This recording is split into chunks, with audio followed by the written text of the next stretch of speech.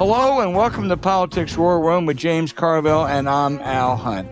This week our guest is Vali Nasr, former dean of the Johns Hopkins SAIS School of Foreign Relations, author of Iran's Grand Strategy, and expert on Iran, former special advisor to the late Richard Holbrooke. Now remember, we love taking your questions, so write to politicswarroom@gmail.com or send a tweet to @Politicon for next week's show.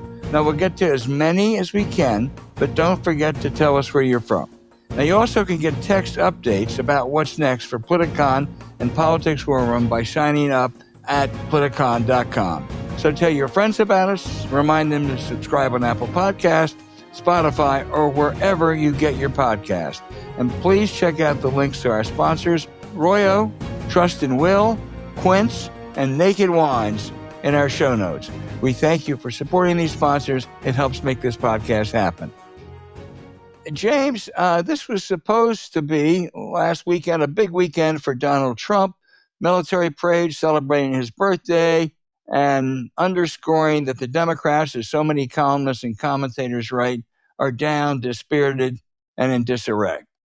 I think it turned out the other way. I don't think the parade was a bomb, but it wasn't the kind of lift that he was looking for. The soldiers didn't seem particularly excited. It was good to celebrate the Army. Nothing wrong with it. But on the other hand, the counter demonstrations, protests, were just remarkable. There was anywhere, depending on estimates, from 2 million to 5 million. And they were in states all over the country, red and blue. They were in small towns. They were in urban communities. They were almost all peaceful, and they were demonstrating against Donald Trump. Well, I had people tell me they were living in a town of 4,000 people and 2,000 turned out. They didn't even expect it. And I would just say a couple things. Number one, I think the easy narrative is the Democrats, the pitiful Democrats. They've lost a terrible election they shouldn't have lost. They're dispirited. They're in disarray.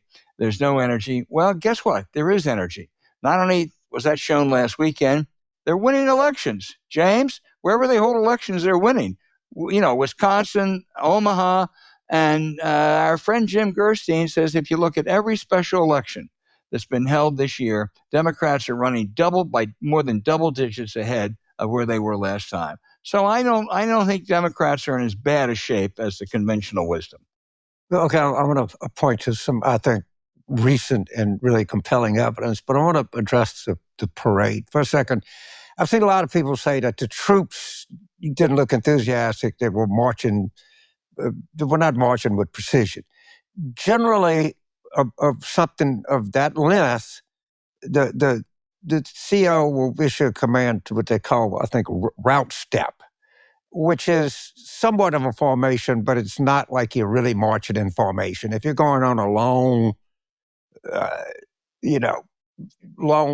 maneuver, you don't stay, hut two, 3, 4. You just try to keep the ranks somewhat tight. I suspect that was going on.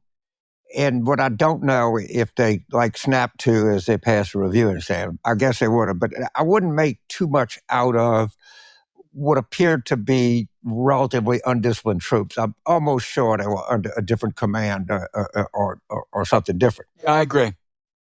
We want to talk about Democratic, and I saw in the Atlantic, who's usually a bright guy, I think his name is David Graham, and this has become the coin. This is how you show that you're smart, is you'd say there's no way out for Democrats. They have no enthusiasm. They have no leadership. Last night in the Commonwealth of Virginia, a Democratic primary was held. And it was a Democratic primary that did not include a governor's primary. So you're asked to vote in a party primary for lieutenant governor, attorney general, whatever. In 2021, the turnout in that primary was 200, early vote was 200. In this one, it was 400,000. There were 470,000 people that voted, which is extraordinarily high in a Democratic primary in Virginia, and particularly in a Democratic primary in Virginia where there was no headline race. It was all the undercard. So I wish and don't ever listen. So I'm not worried. I understand that I'm just talking to air. But I wish this whole woe be the Democrats are, there's no enthusiasm, there's leadership, no one cares, they don't give a crap. Why don't you look at the election returns? And that's the last thing that 90% of political journalism doesn't want to do, because an election is a definitive thing. It doesn't allow you to pontificate on your opinion. It's a number. You can compare it to other numbers, and you can see where it is. And I have a giant plea to every journalist or commentator or columnist that's covering politics: read the fucking election returns for once in your life. That's it. Amen. You know something? Election returns are a hell of a lot more important than polls. I mean, honest to God, I'd rather lose in polls and win in elections. You cited that Virginia turnout. We talked about Omaha. We talked about Wisconsin. Jim Gerstein on the other. There've only been 2 state Senate seats this year that have, because they're not, these have to be specials, that switch parties, and they switched from R to D. And you mentioned Virginia. I talked to a bunch of Virginia Democrats yesterday, realists, politicians. They are positively buoyant about November. Now, if that doesn't mean something, I don't know what it means, but you're right. It's an easier story. Democrats in disarray, Democrats dispirited.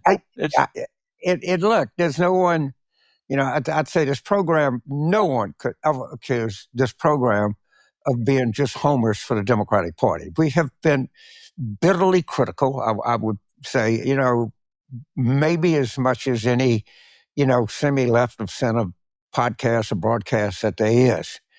But what we don't do on this show, and what we'll never do, is think that there is something in politics more important than people voting, because frankly, there's not. Yeah. It's the most important thing in politics is how people vote, well, how they vote and how they vote. And I think, and we'll get into this a little bit with our just stunning guest. I don't know if we've ever had a better guest for a better time than Val is today. I think Trump, unlike the political press, Trump knows what's coming in Virginia and New Jersey. And I think this is playing into this Iran shit that we see it. I mean, he hears hoof prints, I guarantee you.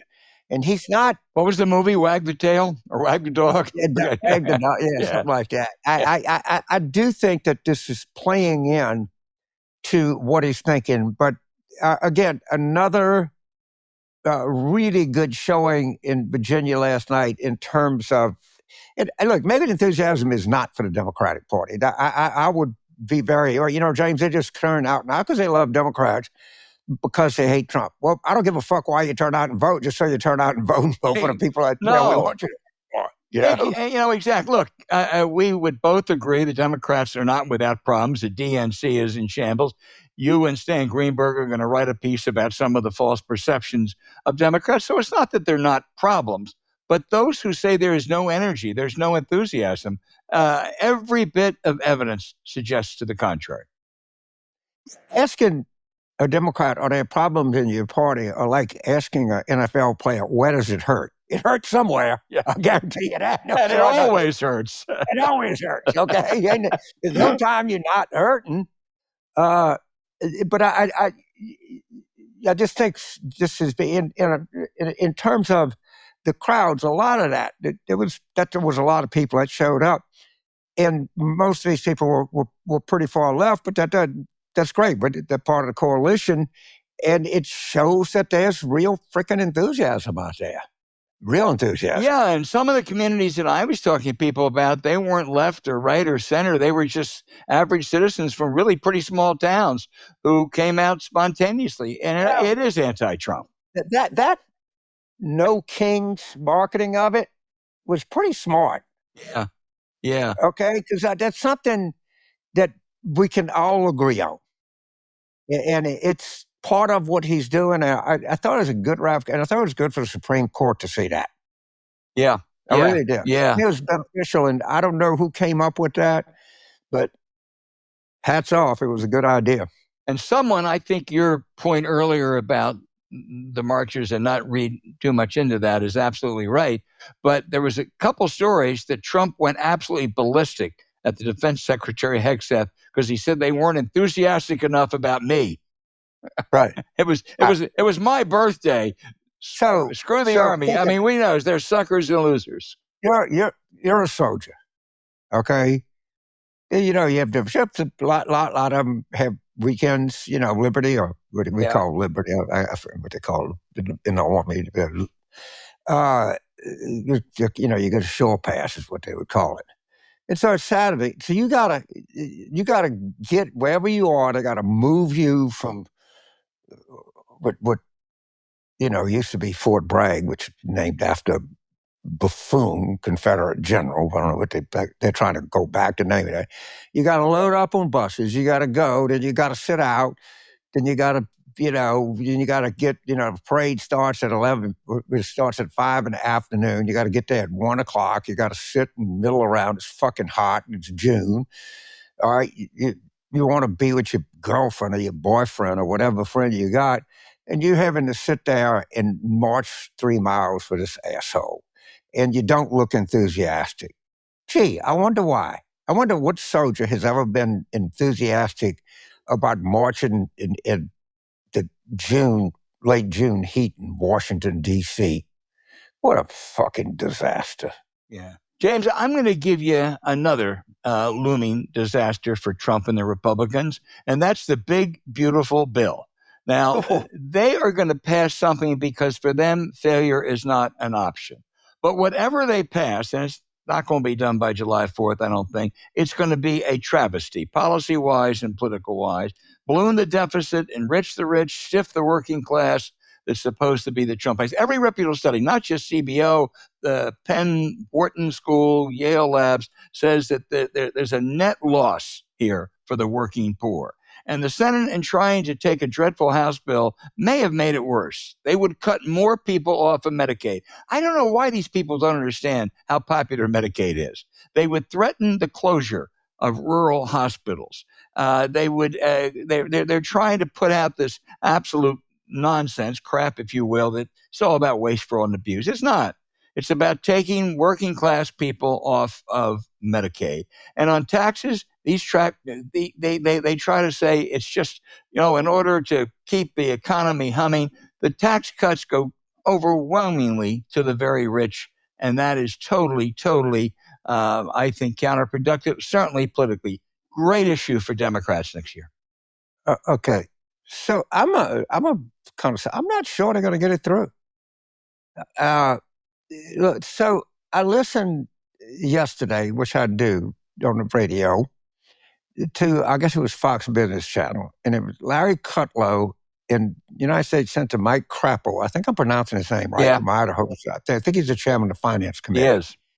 You could not imagine the depth of bullshit that we were talking about. Now, we don't listen to that. Okay. This was good. Did you know that this big, beautiful bill was going to have 6% growth for 10 years? It was that level of sheer stupidity, and they were all agreeing with it. And, if you didn't know any better, and let me tell you, everybody's going to get a tax cut. We're not cutting anything. Everything's going to be expanded. We're going to have 6% growth. We're going to have to figure out what to do with the extra money because we're going to pile up so much money on these taxes, and we have dynamic scoring. But what kills me is literally they have been wrong about everything every time, and it's the same shit. You gotta listen if you can. If it's some kind of audio left of it, you have to listen to this, and you go. I'm not just beating my head on the steering wheel of my Bronco saying, they can't be saying this shit again. Yeah, they're saying this shit again. James, I'll tell you why. They don't have any option. That's all they have because the bill is a piece of crap, and all they can do is actually lie. So Sidney and Sean Blumenthal and Sean Valence, two former guests on this show, have a podcast, and they had Norm Ornstein, who's I think it's safe to say that Norm is a kind of congressional expert over the years. Yep. He didn't think they can get reconciliation. And what's going to come out the Senate is going to be worse than what came out of the House. Yeah. It's going to be worse. Deeper Medicaid cuts. And so you're a House member. So they come to you and they say, so Johnson comes in and says, look, there's no way we can redo this and go back. We got to take the whole thing. And from 30 House members, this is significantly worse than what they already voted for. So wait a minute, I already walked the plank for you, Speaker. I walked the plank for the president. Now they can fake the plank 4 feet shorter. All right? And I'm not just jumping into the ocean, I'm jumping into shark-infested ocean. They have screwed these guys so hard that I think sometimes you see a politician and you actually at some level feel sorry for him. And that guy from Omaha, Don Bacon, he don't know whether he's coming or going. And they got him out there stuck every which kind of way you can be stuck. And you know what they're going to do? They've already raped him, and they're going to rape him some more. They're just what they're going to do to you, bro. James, Norm knows a great deal about Congress. The only reason I think something is going to pass because I think they feel failure for them is not an option. It would be devastating. Well, he didn't say it wouldn't pass. He said that they couldn't do it through reconciliation. Well, they don't have any other choice because that's the only way they can avoid a filibuster in the Senate. They're dead if they have to do it some other way. But anyway, that's what he said. But in any event, it's going to be. Let me give you one example. There are a bunch of ads they're running here, and I suspect maybe only here to try to affect members. And this is the Republicans and Trump, and they have on veterans and retirees and small business people saying if Congress doesn't extend these tax cuts, it's going to be devastating for us. Well, basically, the option is not between extending all the tax cuts or none of the tax cuts. The Democratic position has been quite clear. They want to extend the tax cuts for those making less than $400,000 a year and not for the billionaires and the super wealthy, not for the hedge fund and private equity executives. Now, that would, if you take the Republican approach, it's going to increase the deficit by $4.2 trillion. Yeah, $4.2 trillion. The Democrat, they have 400,000 or less, would cut that in half. And you know what? You can argue whether that's good or bad policy, but not a single one of those retirees, veterans, or small business people would lose a cent if they went that way. It's a really duplicitous ad. So this guy on CNN, Harry Eaton, I think I'm pronouncing his name right. Yeah, Anton. He's very good. He's a pro-analyst. He's good. Yeah, he gets a little animated on TV, but I don't mind that. He was going through the numbers for the big, beautiful bill, and the guy was literally gasping for air. It was, in one poll, it was 26% underwater. In another poll, it was 29% underwater. I think 23% of Republicans have an unfavorable view of it. You have to look at the segment. And I thought the guy was going to melt down right on TV, but I've never seen anything like this. This is where this is starting. This is so, when we keep hearing this, he continues to get away with it. I don't think he's getting away with it right now. Yeah. I don't think the public likes this at all. But I would watch this guy's segment. And he has his board, and I think he's pretty good. No, he's pretty good. And people don't know as much. When they know more about this bill, it's going to get more unpopular. First of all, there are extraneous, things in there that the parliamentarian may throw out. They prohibit the states from regulating artificial intelligence. I thought this was a states' rights party. Whatever you think of AI, they go and they loosen gun restrictions, which has nothing to do with reconciliation and budget. And once people know what exactly they're doing on both taxes and on Medicaid and other things, if it's 57% unpopular now, it'll be 67 then. Sure, yeah. I mean, it's not. There's nothing but bad news coming, and they know that. And we'll get into it with the conversation with Val, but Trump knows that. That's to me, that's 80% of what's going on in the world right now. Is the walls are closing. He's in the pit, and the pendulum is swinging back and forth, and it don't look good. Yeah. He's trying to escape. His parade, lashing out at everybody. We talk about how many buffoons in his administration. Tulsi Gabbard said in March that Iran wasn't close to a nuclear bomb. He went nuts. Then Pete Hegseth has got, he's screaming at Hegseth because the parade wasn't what he wanted. The guy in the Pentagon that Hegseth listened to, I'm told, his nickname is the Gorilla. Boy, that ought to make you feel good. His name is Gorilla, really.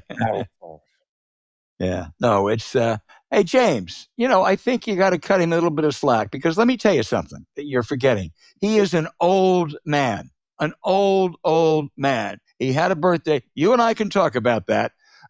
He is older than Joe Biden was in his first year. And boy, you know something? It shows more and more every week. It's crazy. I listened to his press conference he had today, and he just is so far out there. One thing about his age has not diminished his ability to lie. I'll say that in his defense. He can lie at 78 as well as he lied at 74. Oh, that's deeply ingrained. You're never going to change that, James. All right. That's part of the DNA of Donald Trump.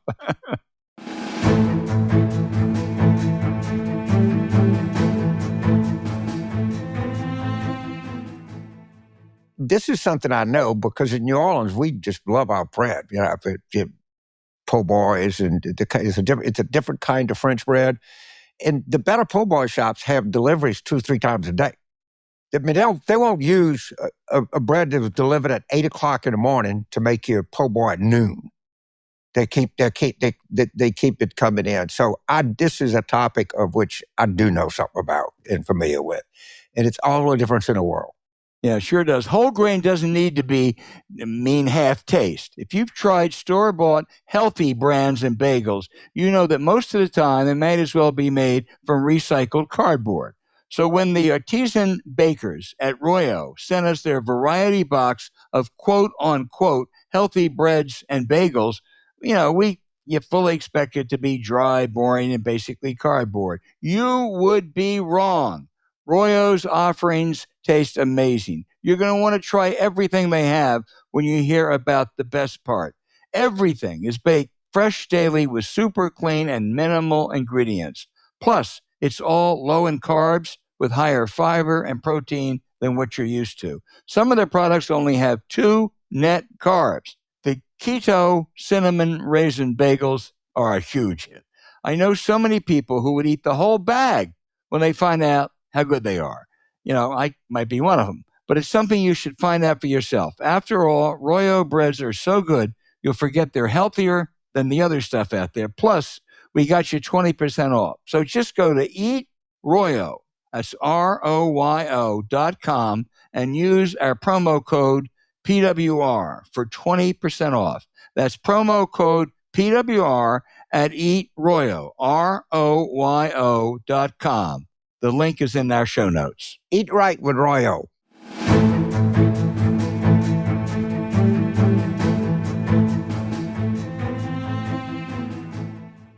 Vali Nasr, the perfect guest this week.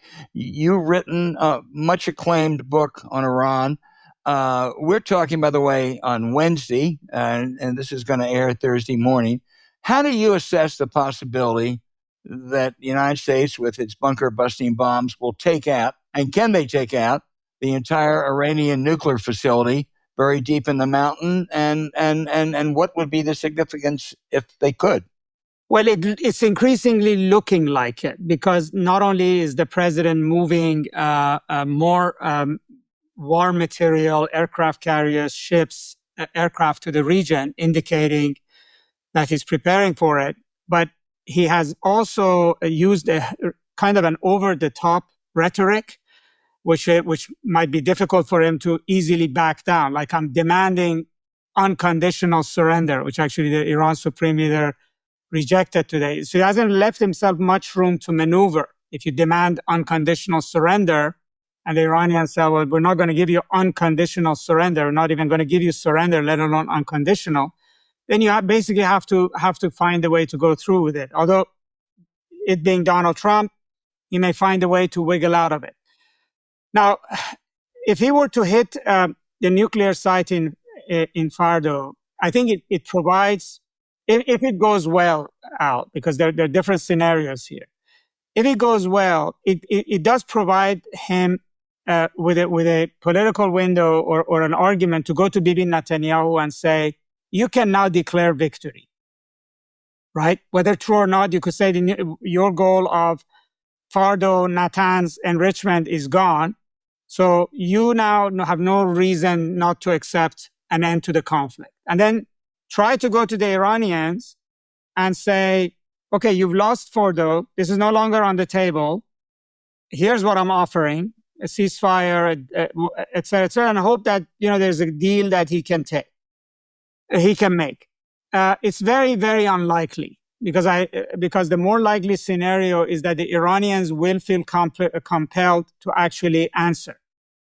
And if they answer, then depending on what their answer is and what happens, then that might put Trump in a position that he has to go to the next level.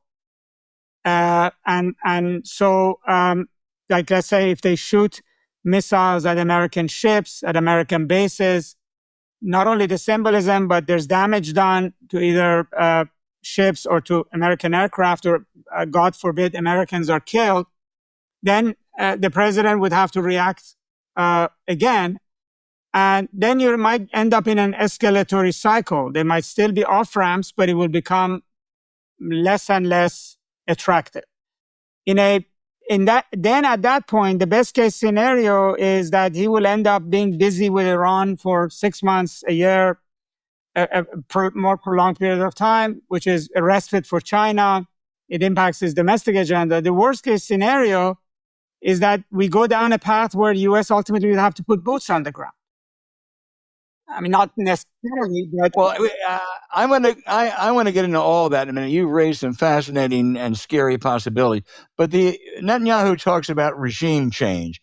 That's not going to happen, correct? No, I mean, this is again political marketing. It is unbelievable how similar this is to the Iraq scenario, right? Right. Yes, we did change the regime in Iraq, but we only were able to change the regime in Iraq because we actually had troops sitting in Baghdad. If you don't have troops over there, if you're not dictating the terms in the capital city, if you don't have ways in which to protect the person you put in place, you can't do that. You cannot do that from the outside. So one or two things happens. There might be a transition towards something better inside Iran. A different group takes over, decides that they're going to make peace with the U.S., negotiate a nuclear program, stabilize the situation. That's the better scenario. The other is that, they dig in, more nationalistic, hardline military people take over, and they're going to resist and fight it out. And this idea that the Iranian population are going to rise up is neither here nor there, because they're not going to rise up right now, or maybe even in a month's time, because there's nothing to rise up for. There's no actual leader. There's no actual movement. Iranians are terrified right now. In fact, when Trump said, they need to evacuate a city of 12 million, it basically shattered their lives. They're being bombed. They're scared. They've seen pictures of Gaza. They're afraid that regardless of what Israel says, that's what he wants to do. Escalation to them means escalation against them, not against some remote site in the desert. That's the way they see it. So they're not in a mood to be jubilant, energized, let's go out, change the government. And then on top of it, they're patriotic. I mean, the opposition to the Islamic Republic is now deeply divided. There's a lot of people who may still want, it be taken out. But the way that it's being taken out is that they're being collateral damage on it. So they want the war to stop. And also they're patriotic in the sense that they're not going to welcome being invaded, being, country destroyed. So this isn't playing out in the way that Bibi's saying, just like 2003 didn't play out in the way Bibi was saying. Well, picking up on what you said earlier, they're clearly weak, and no one questions that, but they can respond. They may not have Hezbollah, but there are things they can do. You mentioned attacking American bases. I don't know, could they cut off shipping? Could they use chemical weapons? Talk about some of the asymmetrical and really dangerous responses they could take. Yes. I mean, they could impact. First of all, they could hit American targets directly. So we're not covered by an Iron Dome in Qatar or Abu Dhabi, etc. So the likelihood of one missile killing a bunch of Americans is quite high, and that's the bar. That bar is low enough or high enough, whatever you want to call it, to trigger an American response. Secondly, yes, they can go after global energy, hit oil facilities, mine the Straits of Hormuz, attack tankers, raise oil prices, fully well knowing that Trump is sensitive to that. Yes, they can do that. All of these then would solicit response from the United States. That then they have to do something afterwards. But their ultimate leverage is if the United States and if President Trump is really averse to war, is really averse to a long, costly repetition of Iraq, maybe at a larger scale, then the best leverage Iran has is to threaten Trump with that. That if you start this, you got to go all the way. And we're going to make sure you go all the way. And Vali, I remember talking to you and others who said, look, if Iran was difficult, and it was awful, which it was, Iran will be much tougher. So that's not an idle threat. I mean, they may not have the capacities they once had, but I'm scared to death that Trump could get us into a lethal quagmire that'll make Iraq look like. Well, I agree with you, because I think just because they're not a force they're not capable of fighting or not a force in Syria, in a foreign land far away, doesn't mean that they cannot fight on their own territory, which is a whole different ballgame. So they after all, Iran is a much larger place with a much larger population. The capital city is 2 mountain ranges away from the nearest port facility. All of this is there. And on top of it, the Revolutionary Guards, the Iranian military, is far stronger than Saddam's army was when the U.S. invaded it. Iraq is a flat country. The tanks could roll from Kuwait to Baghdad in record time. That's not the case in Iran. The logistics is difficult. And the Iran's Revolutionary Guard is pretty adept at guerrilla warfare. That's what they've been doing for 20, 30 years, training all these militias around Iran. And then finally, you can destroy this bunker in the middle of the mountain, but there is a lot of other things in Iran, like all of this stockpile of enriched uranium they already have. What's going to happen to that? Where is it actually? What will happen to the control of that if you hit this enrichment facility?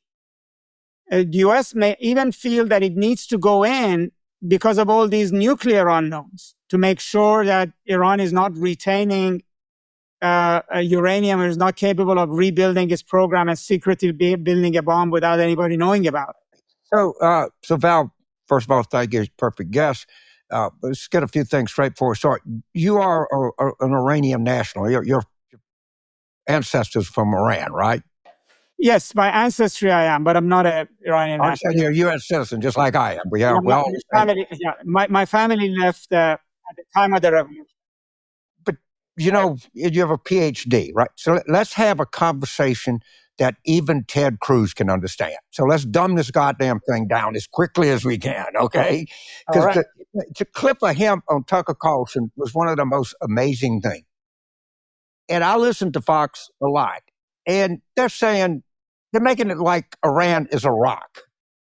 As I understand it, they're two very, very, very different countries in very, very different ways. Take us through the population of Iran, the number of books that are published, college, the whole kind of thing. They tell people exactly who we're fooling with over. Right. I mean, first of all, in terms of just the basics, the geography, the size. So Iran is 2-3 times, 4 times larger than Iraq in terms of just the mass size of the country.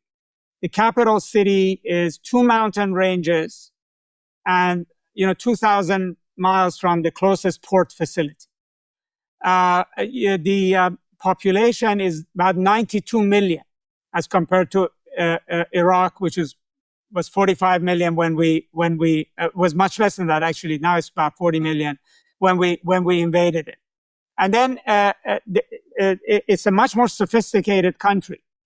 I mean, the rate of literacy is 90% in Iran. It has after all, these missiles we're looking at, unlike other countries, they're not buying these. They're actually making it. This nuclear program they have, which really worries us, they build it from scratch on their own. They have great engineers. They have great capability. Even their military, yes, it's lost its control in Lebanon and Syria, but for over 2 decades, it was able to manage a kind of warfare in the Arab world that bedeviled Israel, the United States, other Arab countries. So there is a lot of depth there. This is not, and then also they're very proud people. They've built their entire sort of revolutionary government around this idea that they need to be independent, stand on their own feet. They're not going to be bullied by anybody. They are pragmatic. I don't want to say that they don't cut deals. They did cut the deal with President Obama. They saw the opportunities. There was economic pressure on them. They came to the table. They signed the deal. They did their part. But if Trump gives them absolutely no options, if it's as I said, it's unconditional surrender, and they're being bombed, their population is being bombed, and they're being humiliated, then they may decide to fight. And if Iraq took us 500,000 people that long a time to pacify, to sit in there, this is going to demand orders of magnitude larger than Iraq in terms of geography, logistics, population, to be able to occupy a country and dictate the next phase for it. So I did some basic math, Prof. I think Iran's 92 million people. Iraq is 42 million. But when you take the Kurds away, because that's a little bit of a different breed, 35 million compared to 92 million, and are much more sophisticated and populated. This is something that I do know something about, and that's evacuating places. And Fox is taking Trump's, saying they need to evacuate Tehran. Okay, that's 14 million people. You know how you evacuate a city of 14 million people? You don't. You can't. You can't come close to it. But that, just so you know, Prof, that's the kind of shit that's being circulated around. No, it is. And at the same time as they're saying that, they're also hitting various parts of the city. They're hacking the banking system. All of it is actually to sort of create terror among the population, to make Iran ungovernable, so that these guys would succumb to pressure and give in. But that, at the same time, James, yes, you're right. They can't get out of the city. They already, lines yesterday were about 10 hours for traffic to get out. Cities run out of fuel because also refineries have been hit. And ultimately, it's putting the population in a fighting mood. In other words, this is not ingratiating Israel or the United States to the population to expect them to go out in the street and now demand the toppling of the government. So, Prof, I'll print right back out. I hear say, well, we have regime change. This will weaken the regime. I know guys that call me all the time and, man, I might think about breaking up or getting a divorce. I said, are you sure you're going to get anything better?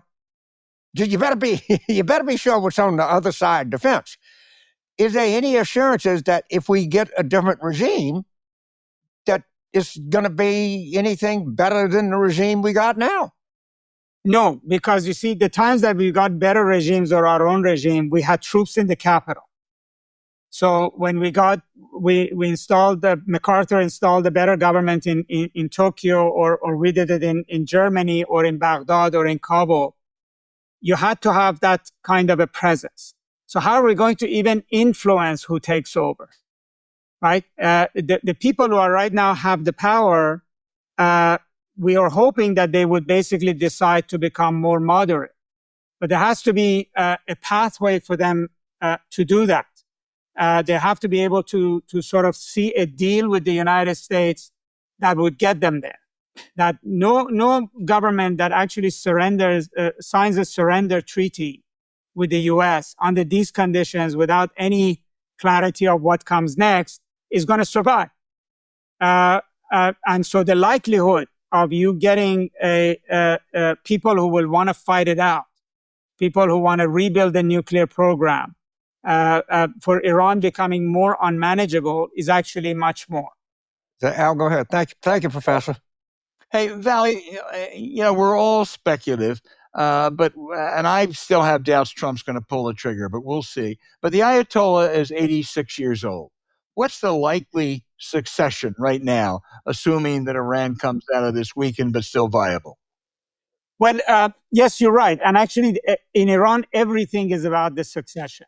Even the nuclear deal before the attack was about the succession because it would decide the direction that the country is likely to go. So, I mean, it's not about only what individual replaces it, but what orientation or what faction of the system replaces it. People who are hardline, don't want to change, or you end up with a Gorbachev, Deng Xiaoping thing. I mean, I was recently reading on China when Mao died, there was a faction that were Maoists led by his wife, and then there was Deng Xiaoping. And for 3-4 years, they battled it out until Deng Xiaoping won. That's likely the scenario that will happen in Iran. So I think Iranian society before this war was really primed for Iran going in a new direction. It's too educated, it's too modern, it demands freedoms, and the system was clearly antiquated for what Iranian society is, and the Iranian economy needed it. And I think the nuclear deal was the first step in the direction of starting some kind of a normalization. So now things have been telescoped because if Americans or Israelis kill him, or if he steps aside at this moment, you're going to have a much faster transition to what comes next. And then the bombing of Fordo, these issues will become the deciders in a meeting of the elders or the main politicians of the Islamic Republic about who will replace them. Who would be the new dispensation taking over? Well, going to your Deng Xiaoping, Madame Mao analogy, I mean, is it sort of the Revolutionary Guards against the more pro-secular forces? No, within the Revolutionary Guard, there are factions who believe that they need to be a more normal state. That, or within the system itself, there are people who begin that we need to begin to become more open to the world, more stable. We need to end this kind of resistance, hostility with the U.S. We need to move towards normalization. I think those voices are supported by the trends within Iranian society itself. And this contradiction between a regime that doesn't want to update its view of the world from 1980s with a society that's moved past the revolution has reached a breakpoint. That's why we had the protest 2 years ago. Now, the war, ironically, is actually silencing this because this is not the time to be fighting over, these sorts of issues. But I think, Iran is ready to change. Whatever happens, I hope that, this war does not derail everything in the wrong direction in Iran. But I think Iran is at a moment of change, that those who think that revolution's over, you have to go the path of Deng Xiaoping. Doesn't mean democracy. It means normalization of relations with the outside. It means being a normal state in that sense. I think they had momentum, definitely had momentum before the attack. I'm hoping that would be the trend that will emerge afterwards as well. I'm going to let James close this out, but just finally, how do you think Israel's going to come out of all this? Well, right now it looks really good, but I mean, wars, the longer they go, who is winning at the beginning may not be who's winning at the end. I mean, we went back to the first week of the Russia-Ukraine war. It looked like Kiev was about to fall and Russia was going to install its own government in Kiev in no time. And then look where we are now. Or Israel in the first few weeks after October 7th looked to be on its back heel. And then look at Israel today. I have a feeling that Israel is overreaching. It's fighting multiple wars and is not bought into a way of solving its security where it has a military solution for managing problems with a region of 500 million people. And that is not a good recipe for it. It doesn't want to compromise on the Palestinian issue. It doesn't want to compromise on a nuclear deal. It basically believes that there's a military solution to everything. And we're obviously facilitating this kind of thinking. But this is not good for Israel because it's going to reach that limit at some point and maybe very close. So, Val, I'll conclude just first of all to thank you so much for taking time out of your day to do this. I know you're very busy, particularly at this time. No, thank you. I know I express Al and our deep appreciation for it. I'm kind of reminded of something that Warren Buffett said. He said, the only thing people ever learn from history is people don't learn from history. And when I'm listening to the banging of the war drums, I think I'm back in 2002. Okay? This is going to be easy. Greeted as liberators. All right. Blah, blah, blah. And, you've talked about it, but let's close on, how dangerous a U.S.-Iranian war would be in the long term. I mean, I don't think it could end very well. No, it's very dangerous. And obviously politicians think that we're fools and they keep repeating the same sets of arguments. But I'm hoping that, the media would call them on and not just keep repeating the talking points as if we're back in 2002. I think it's going to be very dangerous because there's a lot of unknowns. We already failed in Iraq. We failed in Afghanistan. After 20 years of fighting in Afghanistan, we handed the government back to the Taliban. In Iraq, the military we built collapsed before ISIS. The country is still struggling. We've spent maybe upwards of $3 trillion. That war changed American politics. It gave rise to a very different attitude, which impacted us socially in many different ways. And this war will be bigger. This is a much bigger bite for us to chew and digest. As powerful as we are, we can destroy everything in front of us, but dealing with the destruction that we cause afterwards, we're not good at it, and it will consume us. And then, the big winner of a big war with Iran is going to be China, just like it was the big winner of 9/11. We will have to, remove our gaze from other urgent issues to deal with a war that was not necessary and the aftermath of it, which we will own. Well, everybody listening to the show, I hope that you record this and I'll tell your friends to listen to what Val said because we're heading into another fucking disaster here. Well, James, I would concur, and also I would advise them go get Vali's book, Iran's Grand Strategy, A Political History. No one knows the subject in this country better than Vali. Nobody. Thank you so much. Thanks for inviting me. It was great to be with you. Well, guys. we're profoundly honored to have you on the show. Thank you. Thank you. Thank you.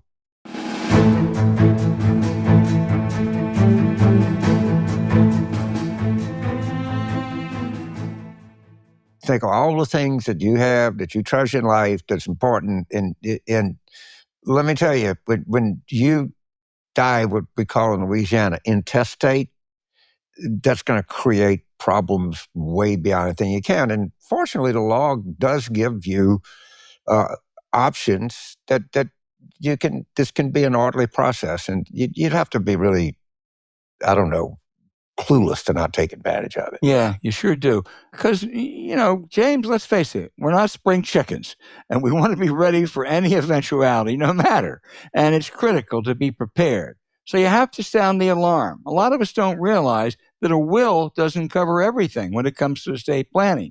Thankfully, trust and will can help ensure that your loved ones are covered when it comes to things like medical decisions and power of attorney when it matters most. Don't wait to start getting prepared. Go to trustandwill.com/war room to get 20% off their simple, secure, and expert-backed estate planning services.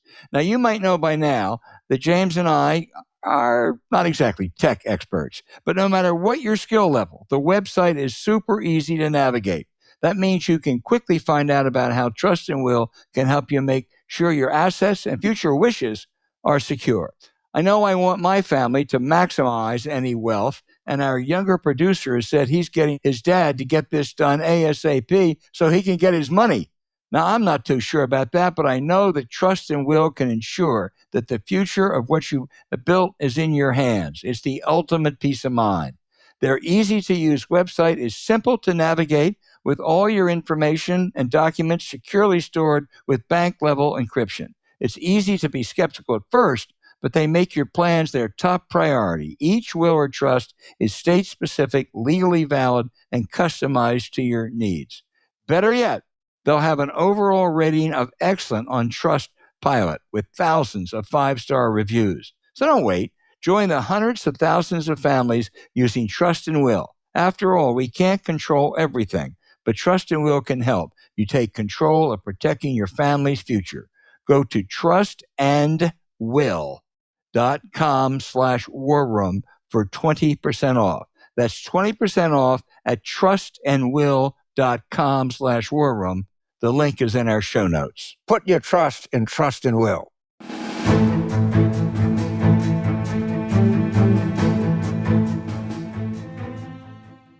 All right, hey, now for the outrage. James, former New Jersey Senator Robert Menendez, who was a powerful Democrat, chairman of the Foreign Relations Committee, started an 11-year prison sentence this week, convicted of bribery, conspiracy, and acting as a foreign government.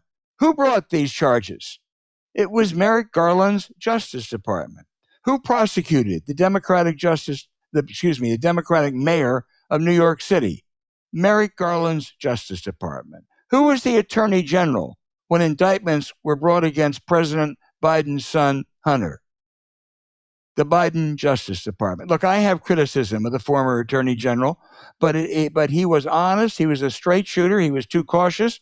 But despite the phony lawfare claims of the MAGA forces, there was an attempt at equal justice in that administration. If you want to look for a partisan integrity challenge Justice Department, look at what we have now with Pam Bondi, her deputy, Todd Blanche, who was Trump's personal lawyer, and right-wing hitman Kash Patel. And I would just add that the two cases that were brought by the federal government against Donald Trump, the three cases, I guess, the Russian effort to help his 2016 campaign, Marco Rubio, who was on the Intelligence Committee, signed off the report saying the Russians did try to help Trump. The Mueller was appointed by Trump's attorney general, and on taking classified documents to Mar-a-Lago and lying about it, his attorney general, Bill Barr, said it was a slam dunk case, and anyone who watched January 6th insurrection incited by Trump certainly thought that was a indictable offense. So let's get rid of this bullshit about lawfare. So for my outrage, I've always thought that kind of Utah Republicans were a little bit of a different breed. I mean, they were Republicans, they're very, very conservative, but I just sort of knew Senator Hatch, not well, but a cordial relationship with him. I'd say the same thing for Senator Bennett. Not well, but I would see him. He just seemed like a nice guy. The governor I've actually met, and they're deeply conservative, I understand that. But at some level, they always struck me as being pretty decent people you agree with, but people at one hand had culture and traditions. And as I understand it, inside the LDS church, that it's kind of like a social order, and they're kind of Mitt Romney's family was very big in the Steve Young, the quarterback. He was actually the ancestor of Brigham Young. All right, I mean, in Senator Lee's father, and I think it was you that told me, was a very serious conservative, almost was pointing to spring Reagan, and no one thought he was like a dishonest man. Okay, people disagree with it, and Lee was kind of thought to be, he didn't come out for Trump in 2016. And this guy just went and posted that there was the Marxist, that there's some bullshit about this slaughter, this assassination in Minnesota. And then, when he knew about it, he just dug down. And now, if the guy would have said, I'm rushed to judgment, I didn't have my facts. I will endeavor to be, in sense that Tina Smith is a very capable person. The calm and the pain that this man caused is unbelievable. In the level of ongoing, continuing dishonesty is staggering, man. It's just staggering. And I'm gonna defend Utah Republicans, Utah LDS Republicans, and for the few of you that I know of, I've always found you to be, if not people I agree with, people that I can admire. I have nothing but contempt for this guy. And the contempt is trouble because he knows better. He comes from a better family. He was taught better. He was educated better. He grew up with better values than this. And, you know, man, whoever you are, you can make a mistake. You can jump out ahead of something. And when that happens to you, if you say, look, I just got ahead of myself. I tweeted something before I was fully informed. Okay, I could live with that shit too. What a fraud and a sorry excuse for a human being. Absolutely. Absolutely. I would add Mitt Romney to your list too. I didn't say Romney. No. I sure would have meant to say him. Yeah. He said, well, Mitt Romney was not a dishonest man. No. All right? At all. And if Mitt Romney he just wouldn't, if he told a falsehood, he would say, well, you know what? I made a mistake. Okay, then we can live with that too. This guy is in about something that's in Alex Jones territory. You know, when he didn't vote for Trump in 2016 as a matter of principle, and then when Trump was elected, he went and he sold his soul. And a lot of them did that. Yeah. We could list 10 that did that. Yeah, but he's smarter than most of them. Yes, and that's what makes his sin so much deeper and so much more profound. Yep. I mean, Lindsey Graham is just, he's a pliable guy, gives a shit. You know, he's going to do what he can. And I mean, look at what Ted Cruz said about Trump. That's Ted Cruz. You don't expect anything out of Ted Cruz. All right? You have the most minimal expectations. I actually had something that Mike Lee was something more than Lindsey Graham or Ted Cruz, but he's not. Maybe, if anything, he's worse. Yeah. I totally agree.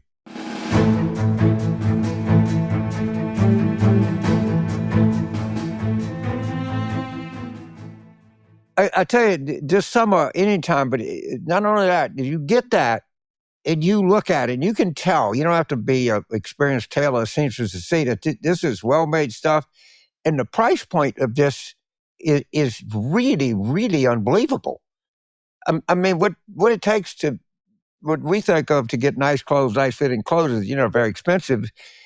This stuff is really high quality. And to say it's well priced doesn't even do it justice.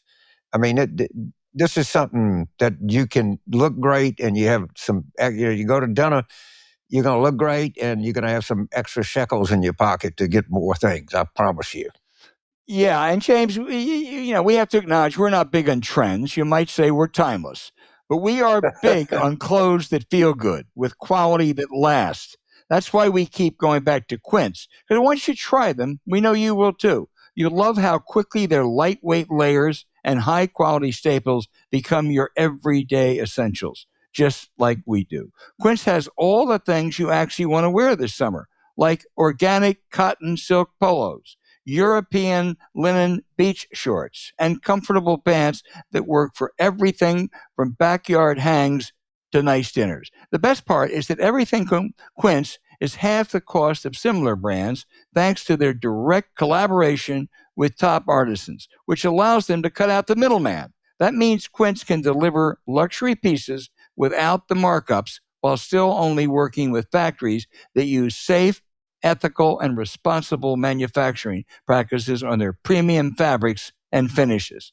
Now, as soon as you see what they have to offer, you're going to be blown away. And it gets even better the second you try your new clothes on. You'll see that the fits are perfect, the fabrics are incredible, the style unmatched. You'll firmly believe that everyone needs Quince's extra fine Australian Merino polo. I can see James in a Merino polo right now. There's nothing better for looking your best as the weather warms up, and there's so much more. James and I have been looking into some new activewear for our summer adventures. Quince has us covered. Now, as good as James looks in his new gear, my Quince favorite is their luxurious stretch wool dress pants. The material feels amazing, and they're perfect for looking good and getting things done on the hill, reading in a recliner, or heading off to exciting new places. So stick to the staples that last with elevated essentials from Quince. Go to quince.com/warroom for free shipping on your order and a 365-day returns. That's QUINCE.com/warroom to get free shipping and a 365-day return. Again, quince.com/warroom. The link also is in our show notes. Find your summer fit with Quince.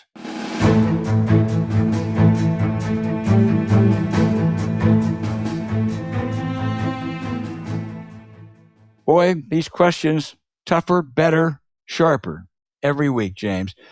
Daniel in San Juan Capistrano, California, pretty special place. Is there anything that Trump might do that would finally cross the line for what's left of his party's moderates? Well, thank you. That's a good question, and I'm not, the entire Republican Party is so humiliated themselves in any sense of pride or dignity they had. However, I have to say that this Iran stuff has got them really split, and the kind of Bannons and Tucker Carlson's world, they're not going along with this, and they represent I don't say the majority of MAGA or anything else. And if you haven't watched the Tucker Carlson Ted Cruz interview, you're just not a good citizen.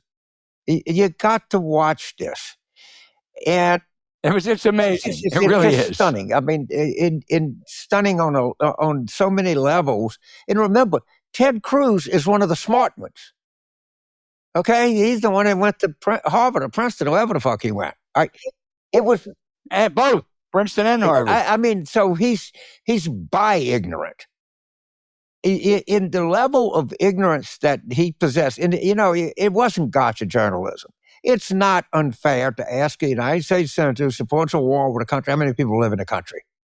It's just not. Yeah, no idea. They had no idea. That's just not. Yeah. That he was not sandbagged.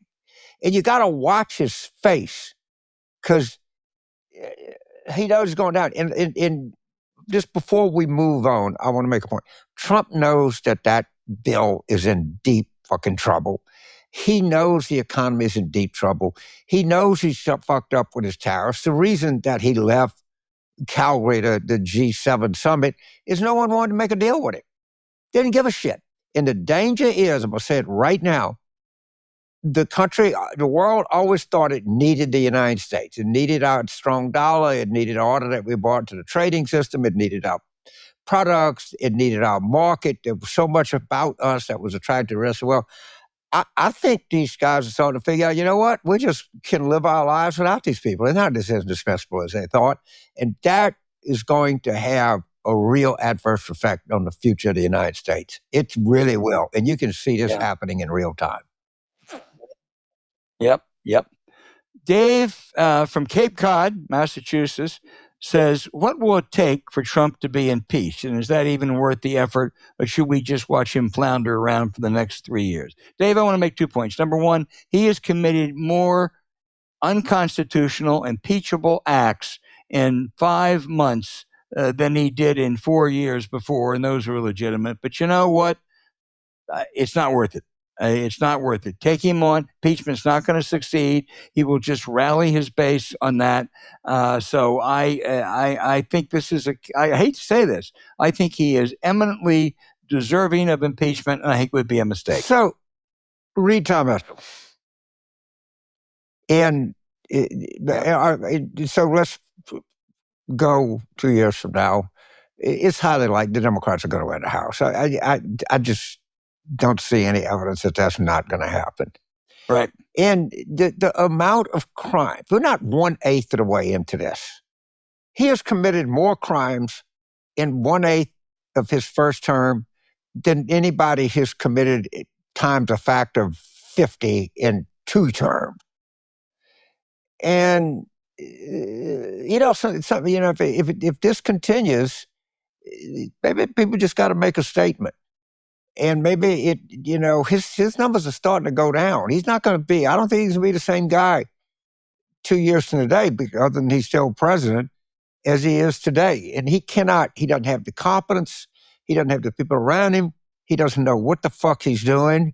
He doesn't know what he's doing on trade. He doesn't know what he's doing on immigration. He certainly doesn't know what he's doing in Iran or anywhere or Russia or anywhere else. It's an option we should explore. We can't do it right now because we don't have the votes. But you just can't let this level of criminality go without acknowledging that it's happening to the country. Yeah, I agree. I just I worry about that path. But Lord knows it's deserving. Tom, across the pond in Newcastle, UK, James says he hears that military veteran suicides are really high in this country. Why? Could universal health care help? So it's 17.6 a day. It was. And there was a thing that was set up called Veteran Suicide Hotline. And it basically was, they would train people, and this is I understand it, all right? And it would take the calls from home because you don't want to be in a crucible in the VA taking these calls. And of course, somebody could do some research on this, how many lives it saved. If you think about the life of a veteran, they usually experience more in 3 years than most human beings experience in 3 lifetimes. A lot of them come out. I mean, some come out, they're electronic technicians, they have some skills that are transferred in the real world. A lot of them don't. I mean, there's not a great demand for door-to-door machine gun salesmen out there. All right? There's just not. And, part of the thing is we have VA, we have this enhanced job training. They're more likely to suffer life-debilitating injuries, spinal injuries, anything like that. And the fact that we are cutting this, and by the way, to this question, many of them on food assistance, SNAP. Many of them on Medicaid. It's just one thing to say you can go to a VA hospital. Well, not everybody can do that. I mean, some of them are really great hospitals, but they're not accessible to people, so they have to depend on local health care to get this through that. It is staggering what's happened. It's staggering that we lose 17.6 people a day. And it's staggering that these criminal people, there's some mix of criminality, massive stupidity, and staggering nonchalance that we see. And you're right to bring this up. The number is 17.6 a day. Boy, awful.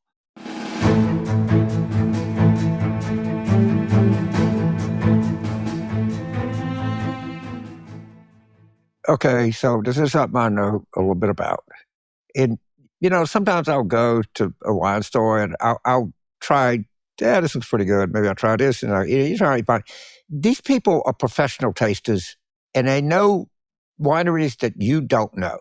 So if they send you 6 bottles of wine and they're going to be well priced, you do not know as much as these guys. Maybe if you took courses and you studied and you watched videos and you know terroir and you knew what vintage and you knew, annual rainfall and sunshine but you don't need to do that. You just need to order this. It's unbelievably cheap. And boy, you're going to find some stuff that you really like in here. I promise you. These guys know what the shit they're doing. Sure do, because summer social engagements are coming up, and Naked Wines can help you show up with a story around finding the best wine from an independent winemaker with a truly unique story, thanks to Naked Wines. They sponsor this podcast so you can stop shopping for wine like it's 2005 and embrace quality and convenience.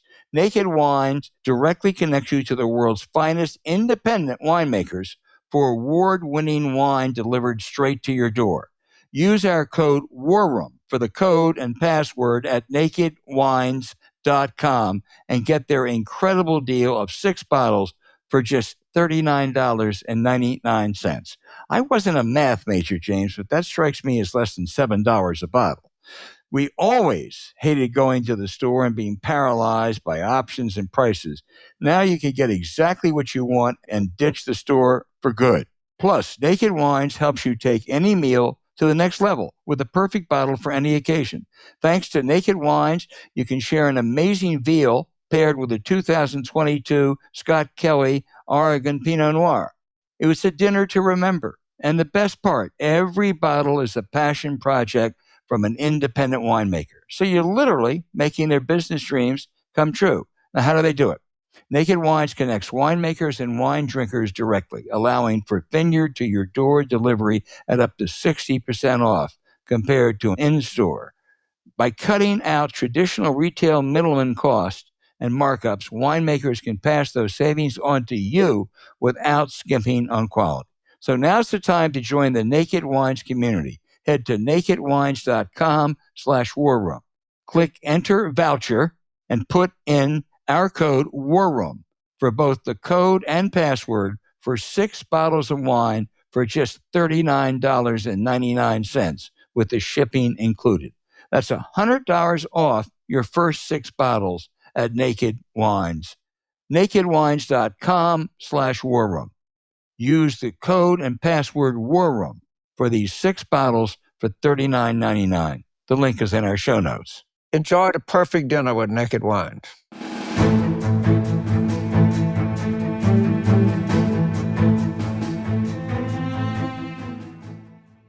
Fred in New York City asks, who will the Ed Luce of 2075 be writing about? I also want to say thank you, Barbara and Aiken, South Carolina, who love the Ed Luce interview. Essentially, Fred is asking, who are the current foreign policy advisors who will think strategically like Zbigniew Brzezinski did 40 years from now? Fred adds, don't tell me Stephen Miller. No chance. I guarantee you that, Fred. But that's a great laugh line. That's very hard to say, impossible, actually. My dear friend Frank Wisner thought the only one who had the potential someday might be Jake Sullivan, who he thought did think strategically. The one thing I can assure you, Fred, there is no one in this administration who would make the top 100, maybe the top 200.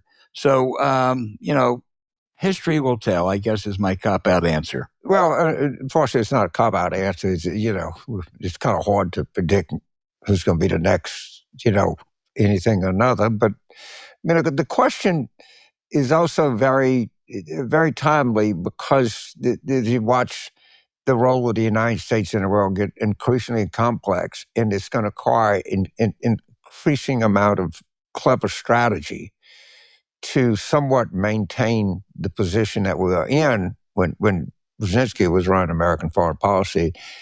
And, it might be somebody that's even more capable than Brzezinski that we're going to need. And I'm not, that's asking a lot of people, but maybe somebody's out there. I hope maybe Jake is, or I hope somebody is. Yeah, I do too. James, we went across the pond. We're going to, now we have kind of a New York contingent this week. Lupe in Pelham, New York. Pelham, says, why aren't Democrats... 1, 2, 3. It's a great book already. Yes. Why aren't Democrats taking a stronger stand against the political violence after Minnesota? I don't know that they're not. And what is a strong... I understand, respect your question. I'm not trying to make light of it. What would you have them do that they're not doing?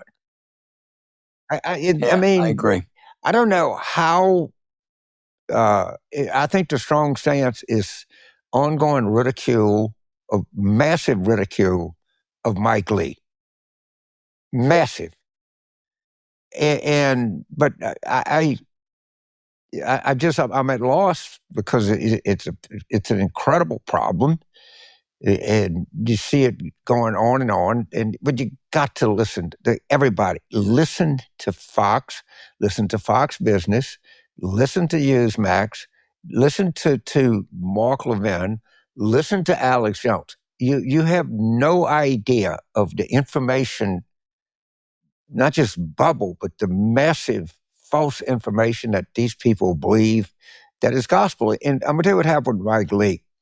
They were told at the left, if somebody went and looked at all of the political shootings that we've had, I don't know, since 2016, oh, it's both parties. Yeah, the guy that shot Congressman Scalise was a pretty clearly a deranged guy whose politics were clearly left to center. But man, that's the exception. And of course, we have this unbelievable quest for equivalence, and so I'm sure we're going to listen to this shit that it's caused by both parties. I don't buy that at all.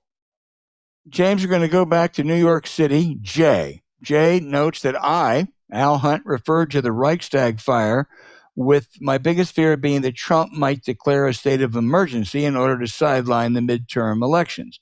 Then Al said he didn't want to appear to be a conspiracy nut. But a lot of people are obviously thinking about this scenario defensively. So I want to ask Al, what does this have to do with being a conspiracy nut?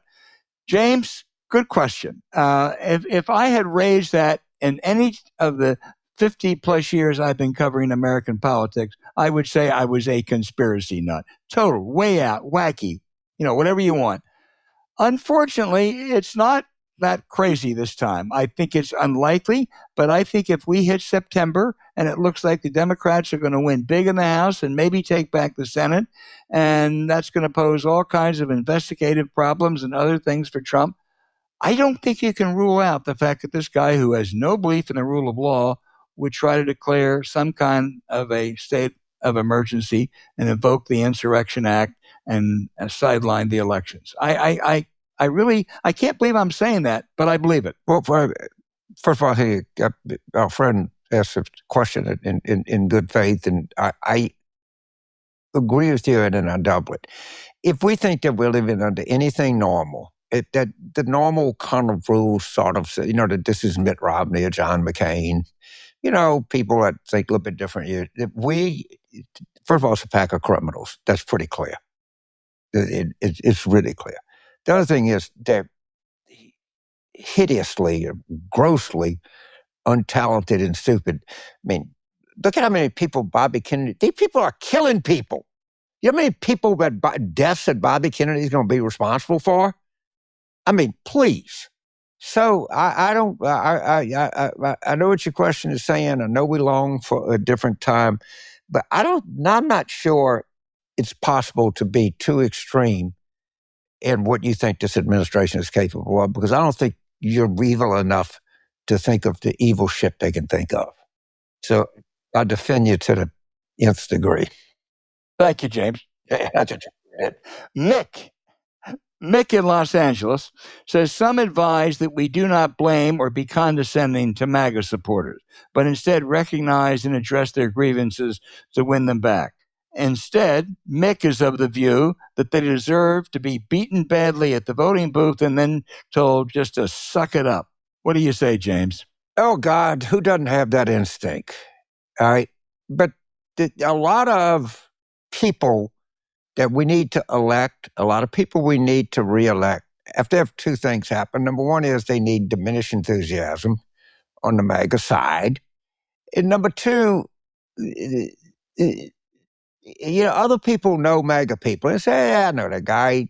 He comes by, he helps me mow my lawn. If I call him, he'll bring something over. And I think the best way to deal with it's not the most satisfying way, but what in the end are we trying to do? We're trying to do one thing: win elections. And a temptation that says, I can't believe how goddamn stupid you were. Now, the people that I have no sympathy for are these corporate asswipes that thought that, Trump got in, they would have, quote, regulatory reform, unquote, or, what that means, none. And they would get their tax cut, their expense and their inventory deductions and all the shit that their lobbyists told them to get. And yeah, if he had to say a couple bad things about immigrants, we just got to live with that. Of course, it's turned on them. And those are the ones that I don't have an iota of sympathy for. I have an iota of sympathy for somebody whose life hadn't turned out right.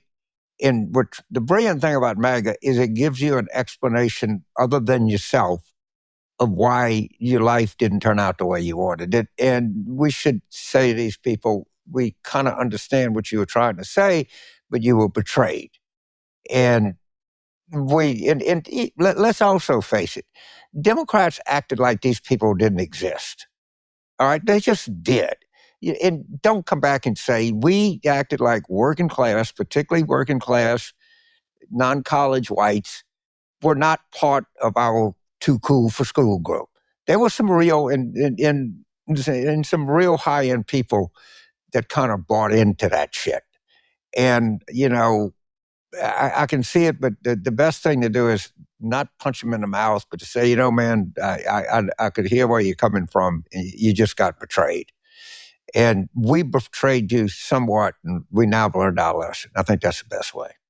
Yeah, I agree. And if you want exhibit number 1 on the betrayal, just take a look at that big, beautiful bill. And, it is right there. Okay, please keep those questions coming in. We love them. The listener questions are a highlight. We didn't get to yours this week. We'll try to get to it next week.